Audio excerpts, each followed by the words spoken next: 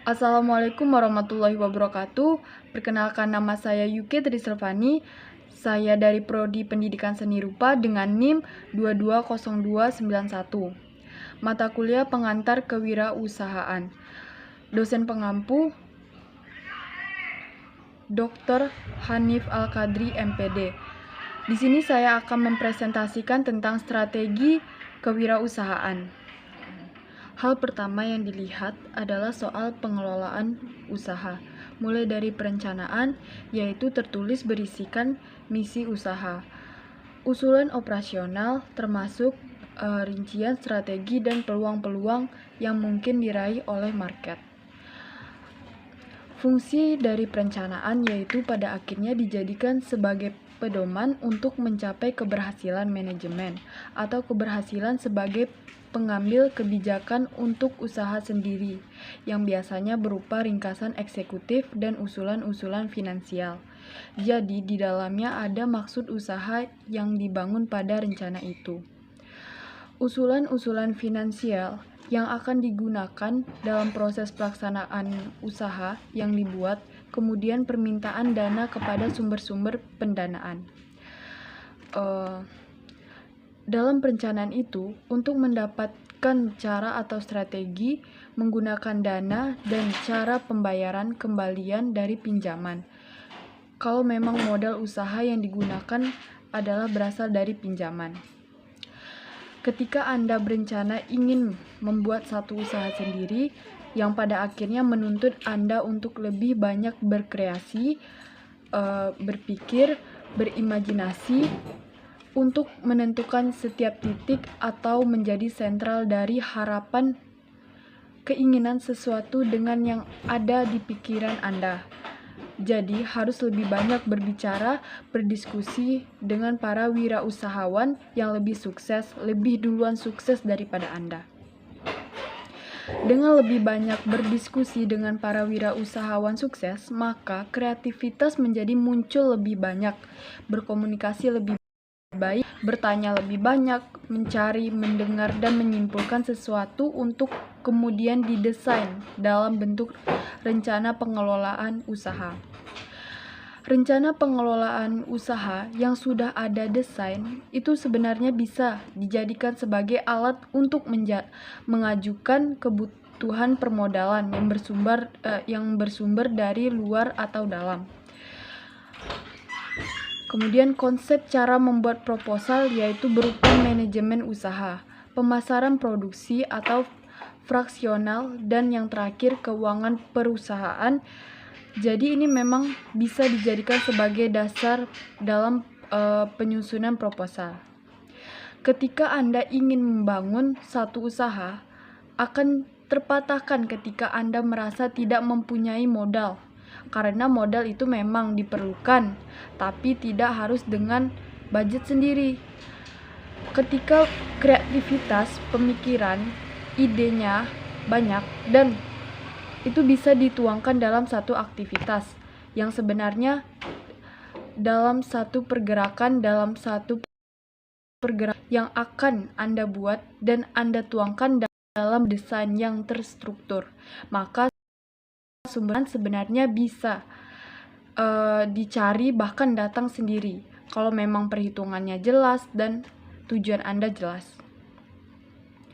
Lalu bagaimana mengusahakan sumber dana itu, bagaimana menggunakannya, dan bagaimana mengendalikannya dari dana-dana yang akan dimanfaatkan untuk produktivitas atau pelaksanaan usaha. Pengelolaan keuangan pada prinsipnya adalah bagaimana Anda bisa mengusahakan sumber-sumber dan yang memungkinkan. Bagaimana pada akhirnya Anda bisa memanfaatkan dan menggunakan dana-dana yang didapatkan, dan bagaimana pula Anda bisa mengendalikan yang pada akhirnya bisa mengembalikan. Proses dari sumber dana yang Anda peroleh tadi, jadi mulai dari awal sampai akhir, sampai nilai bisnis dan keuntungannya terlihat, itu namanya adalah pengelolaan keuangan. Ada 3 aspek dalam konsep manajemen keuangan dalam pengelolaan keuangan, yaitu yang pertama adalah sumber dana. keuangan yang dijadikan sebagai modal utama dalam operasional usaha yang akan dibuat. Yang pertama disebut sebagai dana internal, yaitu dana dari lembaga atau dari perusahaan atau dari pemilik usaha tersebut. Lalu yang kedua, dana eksternal, yaitu dana dari pemilik atau penyertaan, kemudian dana dari pinjaman, debitor, atau dana bantuan program pemerintah dan daerah yang bisa dimanfaatkan. Karena sekarang banyak sekali sumber-sumber dari pemerintah, dari teman ataupun keluarga juga bisa. Yang ketiga yaitu dana cadangan atau dana laba, yang barangkali itu sifatnya ditahan. Jadi jangan karena memiliki laba atau cadangan, jadi dana cadangan itu berarti untuk kondisi yang tertentu yang memungkinkan dana itu bisa dimanfaatkan. Selanjutnya itu dana ventura atau dana dari perusahaan yang ingin menginvestasikan dananya pada perusahaan-perusahaan kecil yang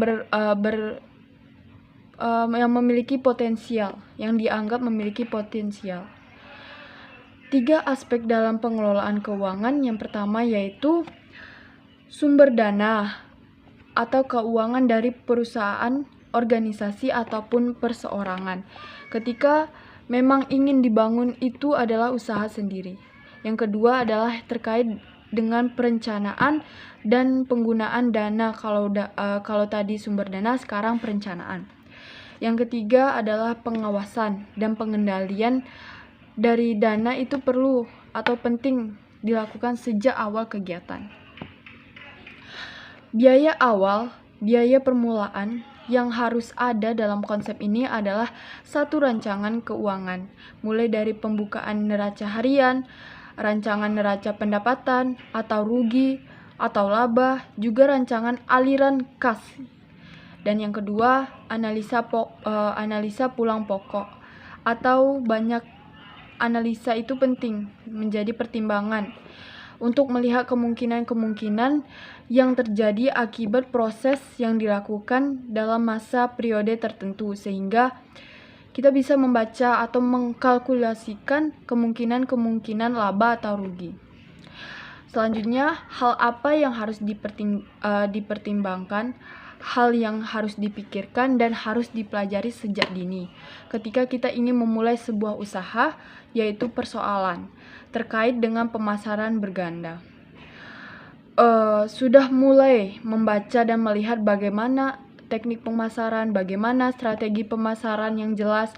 Ketika berbicara soal pemasaran, yaitu adalah persoalan bagaimana suatu barang atau jasa yang dihasilkan dari jenis bisnis yang kita tempuh akan dilaksanakan dan menghasilkan, kemudian bisa didistribusikan atau dipasarkan sesuai dengan marketnya melalui kegiatan pemasaran, sehingga apa yang menjadi bisnis yang berkelanjutan yang mendatangkan keuntungan di kemudian hari. Pemasaran ini merupakan kegiatan yang meneliti banyak hal, jadi harus diyakini yaitu persoalan untuk melihat banyak hal mulai dari kebutuhan atau keinginan. Ketika mulai bisnis, kita memenangkan satu produk atau jasa, yang harus Anda pikirkan adalah kebutuhan dan keinginan konsumen. Selanjutnya, pada dasarnya menghasilkan barang atau jasa artinya yang digarisbawahi bisnis itu yaitu menghasilkan produk. Harus ada kejelasan terhadap kualitas produknya, kemudian menentukan harga kecocokan. Harga untuk area atau daerah tertentu belum tentu harga di kota besar itu sama dengan harga di daerah. Meski produknya juga sama, tetapi harus ada pemikiran atau strategi bagaimana menggunakan harga atau berpikir soal harga. Ada tidak daya jangkaunya, kemungkinan membeli, sehingga market yang kita targetkan itu memang betul-betul menjadi target hidup. Kemudian mendistribusikan barang dan jasa atau tempat dan terakhir yaitu promosi. Hal yang harus jadi pertimbangan yang pertama yaitu adalah kebutuhan atau keinginan konsumen. Yang kedua, produknya jelas sesuai dengan kebutuhan konsumen. Yang ketiga, harga sesuai dengan area market dari konsumen yang kita kejarkan. Kemudian pendistribusian barang atau jasa. Itu tempatnya di mana, seperti apa gitu. Bagaimana proses pemasarannya, dan yang terakhir itu kadang-kadang bahkan menggunakan biaya yang tidak sedikit terkait dengan promosi. Promosi ini bisa juga sekarang promosi dengan media sosial. Selanjutnya strategi dan pemasaran. Yang berikutnya harus ada dalam pertimbangan sebelum memulai usaha, yaitu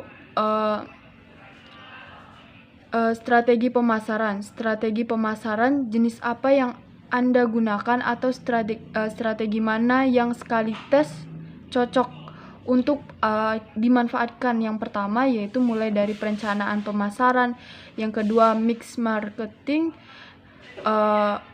itu maksudnya bagaimana membaurkan berbagai jenis pola marketing, dan yang terakhir kiat pemasaran atau usaha baru. Strategi pemasaran diawali dengan perencanaan, yaitu apa yang harus ada dalam perencanaan pemasaran, mulai dari penonton kebutuhan atau konsumen. Lalu usaha itu wajib melakukan riset pasar. Yang kedua, dalam memilih pasar atau sasaran khusus harus ada kejelasan. Maksudnya khusus dan kejelasan ini biasa disebut dengan segmentasi pasar. Yang ketiga, menempatkan strategi pemasaran dalam persaingan yang jelas. Yang keempat yaitu melakukan pemilihan terhadap berbagai macam strategi pemasaran dengan menggunakan marketing mix. Selanjutnya, target pasar. Target market apa yang hendak kita capai. Jadi kiat pemasaran usaha ini yang pertama yaitu mencari peluang pasar. Yang kedua, tempat yang jelas dan tempat yang kondusif. Selanjutnya, teknik pengembangan usaha. Yang pertama, perluasan skala ekonomi. Itu adalah menambah skala produksi, tenaga kerja, termasuk ke teknologi kekinian, sistem distribusi dan tempat usaha. Itu namanya adalah perluasan ekonomi. Perluasan skala ekonomi dan teknik pengembangan usaha. Dan yang terakhir, perluasan cakupan usaha.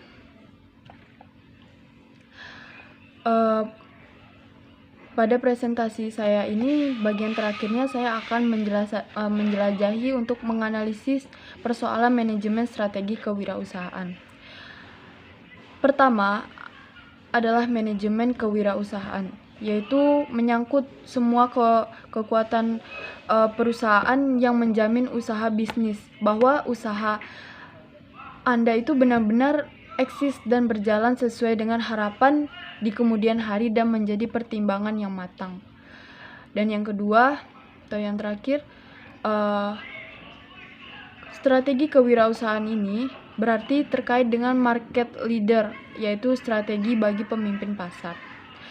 Wirausaha yang tujuannya adalah untuk mendorong perilaku kreatif.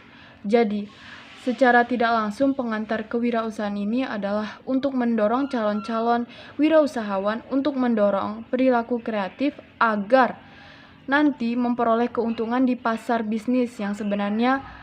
Dengan cara mendidik wirausahawan tentang pelayanan proyek pelayanan, perusahaan atau pelayanan bisnis terkait banyak hal, khususnya tentang alasan mereka memberi atau membeli produk dan jasa yang Anda hasilkan, tentang keinginan dan kebutuhan customer. Yang selanjutnya, yang terakhir, mendidik wirausahawan, calon wirausaha untuk perbaikan produk dan pemasarannya. Dan yang terakhir, bagaimana menciptakan iklim-iklim yang kreatif, iklim yang inovatif, iklim yang positif, yang mendorong ide-ide kreatif muncul khususnya untuk anak-anak muda sekarang. Sekian presentasi dari saya. Jika terdapat kekurangan, saya minta maaf. Saya akhiri. Wassalamualaikum warahmatullahi wabarakatuh.